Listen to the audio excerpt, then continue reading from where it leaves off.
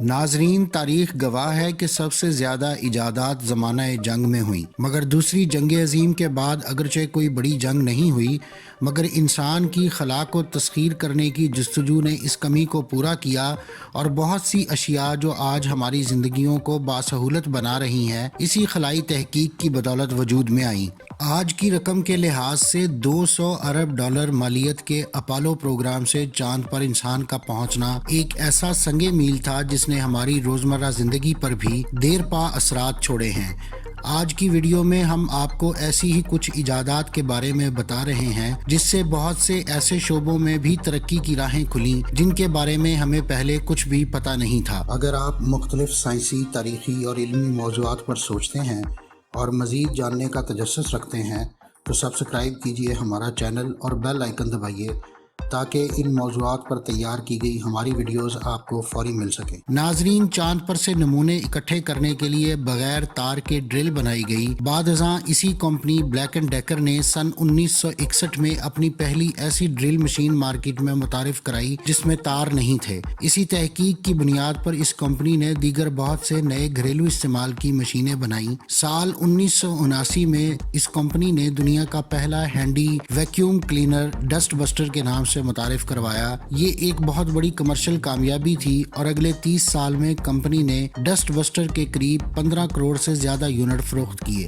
ناظرین، خلائی سفر میں آغاز سے لے کر اختتام تک انتہائی پیچیدہ کیلکولیشنز ہوتی ہیں اور ان کے لیے اتنی ہی درست کام کرنے والی مشینوں کی ضرورت ہوتی ہے۔ چاند پر جانے والے مشن کے لیے بھی انتہائی درست وقت چاند پر لینڈ کرنے کے لیے لازمی تھا، کیونکہ 1 سیکنڈ سے بھی کم وقت کا فرق خلا میں زندگی اور موت کا مسئلہ بن سکتا تھا۔ اس لیے یہ بات کوئی حیران کن نہیں تھی کہ ناسا والے اس مشن کے لیے غیر معمولی درست وقت بتانے والی گھڑیاں چاہتے تھے۔ نتیجتاً ایسی جدید گھڑیاں بنائی گئیں جن میں ایک برس میں 1 منٹ سے بھی کم فرق پیدا ہوتا تھا۔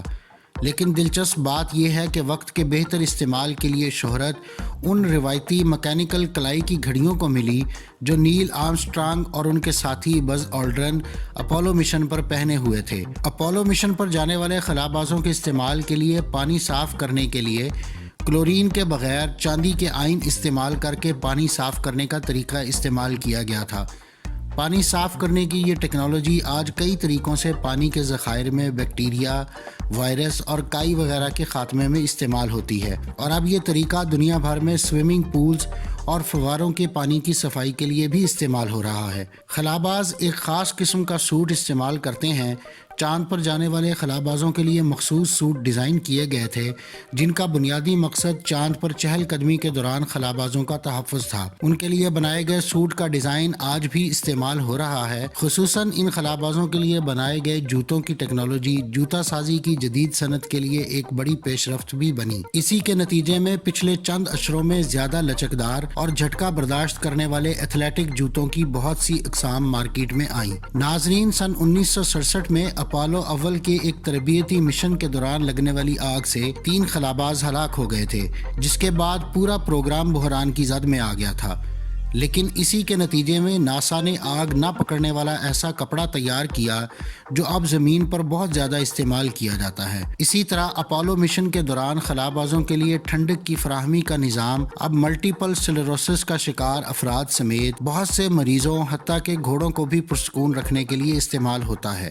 ناظرین، آپ نے فلمز میں دیکھا ہوگا کہ کسی مریض کی دھڑکن رکنے کی صورت میں اسے بحال کرنے کے لیے بڑے سے استری نما آلہ کو سینے پر رکھ کر جھٹکے لگائے جاتے ہیں۔